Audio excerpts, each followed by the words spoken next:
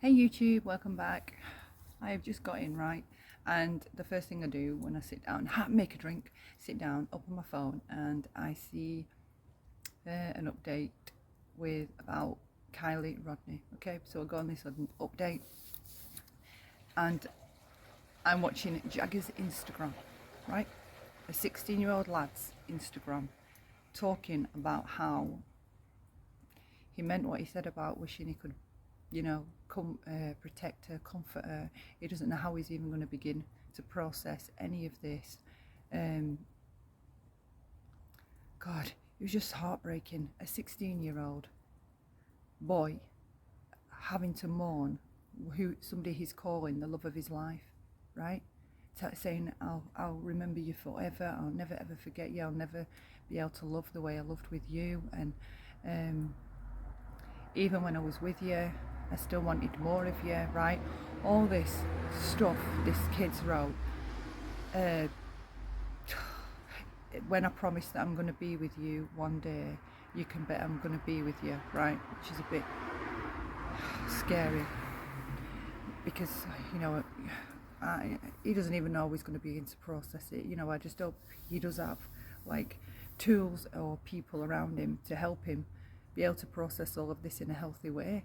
And then I get to thinking about all this that's been going on with these tragedy pimps, right? And immediately my blood is on fucking fire. I am so mad. I am so mad at everything they've done, right? How can you not be able to put yourself in somebody else's shoes? It doesn't matter how much I study this aspect of human beings, I'll never be able to understand it. How you cannot put yourself in somebody else's shoes. Tragedy pimps, if you suggest to them, right, this is a test, right, this is how you know if you've got a tragedy pimp in front of you talking about true crime. Ask them to put themselves in the other person's shoes and be the one receiving all this bullshit that they give out, right? Because when they talk on these channels, and right, they're influencers. There are plenty of people in the audience. Society proves it over and over again that there are plenty of people in the audience stupid enough, right, to go off the word of somebody that they're listening to, that they're infatuated with, that they admire, and that they've attached onto, right? You could say in a similar way that I attached onto Sarah, right, and felt a connection with Sarah. Okay, so it's a similar thing. It's a similar thing when they're watching these true crime channels, and if you say to them, "Can you put yourself in somebody else's shoes?" and comprehend tens and tens and tens and hundreds of people, right, all in the space of like 10 minutes, like a swarm of angry wasps, jumping on, right, all your social media, sending you messages, going through your friends list, contacting people in your friends list, scrolling all the way back to any post you might have made when you were mad, or I don't know, being a bit stupid, and then they're trying to pull old posts that fucking don't even make any sense, and trying to attach them onto the goings on today, targeting family, asking people to come on and talk, vilifying everybody, accusing everybody. I mean, they even accused Jagger. He had to come out and say that he was 4 hours away and that he was with his dad, right? I tell you fucking what, half of the people on this planet do not deserve free will, all right? They're not fit for it. They are not fit for it. Some people need draconian rules. I don't want to lose my hate speech. I want to have a right to say what the fuck I hate when I hate it, right? But I tell you what, how can this continue to be okay, harassing family members like this that are victims, or they're friends of the person that is a victim of a crime? How can this be alive? Like, it's gone on in the real world for years, but on a smaller level, like with OJ Simpson and stuff, right? There was people outside the courts going nuts, there was people cheering for him, people against him, there was hysteria, the press were involved, bloody adding to it, amplifying it, fucking egging it on and encouraging it, trying to switch people one way, trying to sway people another way.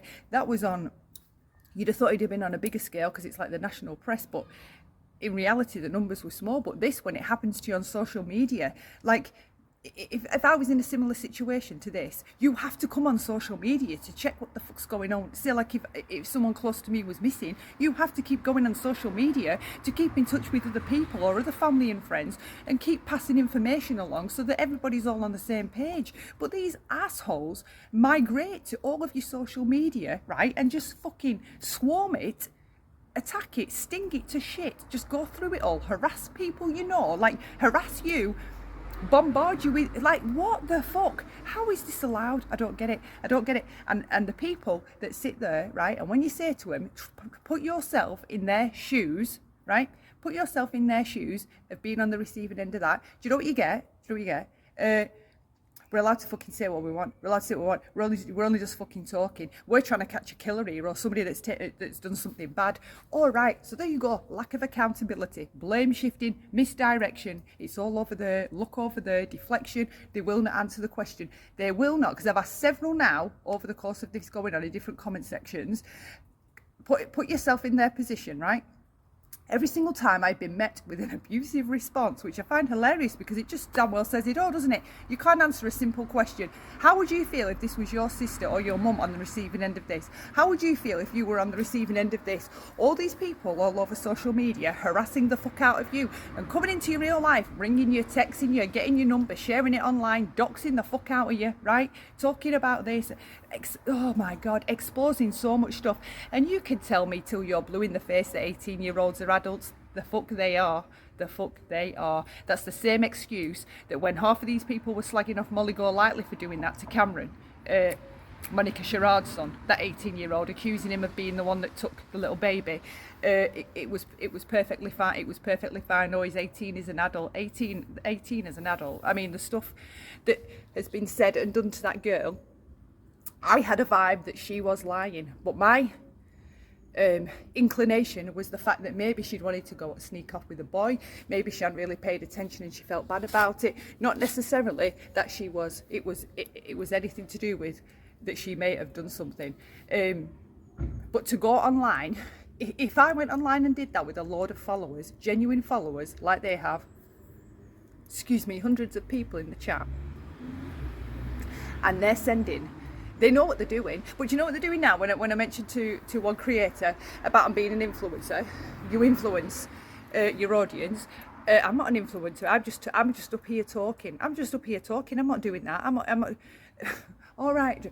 So you're telling me you really lack the understanding to comprehend that all the people that are under you, the things you talk about, right? You must see them in the chat just constantly like lapping up your every word. I don't like it. It makes me feel uncomfortable when I get too many people saying something nice. I just really get uncomfortable with it. But you see it all in the chat. Everybody love bombing the creator, agreeing with them, hanging on their every word, perplexity. I mean, look at them all in there. It's like they're like clones, right, of the last one. Everything they say, they hang off. I mean, they can come out with the craziest theory. Take Ryan Upchurch, proof positive right there. You can take the most far out, craziest theory you want, right? And the people that are under you, that are your fans, will believe you. They'll believe you, right? What is it that adults don't comprehend or understand about other adults doing that, right? We've done it for decades. We've had idols, we do it with bands, we do it with writers, whatever, movie stars, anyone famous, models, actors, actresses. We all do that. We've all done that fangirling thing, and some people are more prone to it than others. But how do you not understand that the people underneath you are hanging off your every word? How do you not get that you've got some responsibility to be careful of what you say, because those people are going to go off what you say and they're going to take it a step further. They are going to take it a step further. How? Just because you deny that you're an influencer, right, doesn't mean that you're not influencing people under you. So fucking deny it all you want, you're still influencing people under you. Oh my God, I'm so mad. I don't have the words to justify how I feel about the way that they have handled this case. I keep thinking that every case that happens was worse, right? But there keeps being another one and it just keeps getting worse and worse and worse and worse. And I tell you what, that Sammy, right, if I'd have been her parents, I don't know if I'd have been able to take her away from searching for a friend, but I'd have been worried about her mental health. As an adult, Can you imagine as an adult handling all that hate? It's not, I don't know how to explain it. It's because it doesn't just come from one person. It comes from a giant wave, and it's everywhere you turn. And social media is a large part of people's lives. I bet it's at least 50% of people's daily life, social media, it's in some way or another. So when you take that away, and that's like your support group or your support network or your escapism, what the fuck? I'm not surprised the parents took her away. She's supposed to be going to school, and unfortunately, right, even if Kylie hadn't been found 2-3 months from now, she can't not live her life while she's still missing. That's the worst thing about any of this kind of thing, or when something tragic happens in your family. Or I even thought it about Sarah, the way that people were just going live and back to fighting, and I'm just like, I can't even think straight. I don't, how do you just go back to normal? Or whatever. I don't even know what I'm going on about. I don't even know when to upload this. But I fucking hate tragedy pimps. I fucking hate them. I despise them. I want them banned off fucking YouTube. Anyway, rant over. I think I've got it out of my system.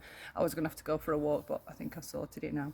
Thank you so much for listening. If you have a comment, if you disagree or agree, feel free to leave one below, and I will see you next time. Bye for now.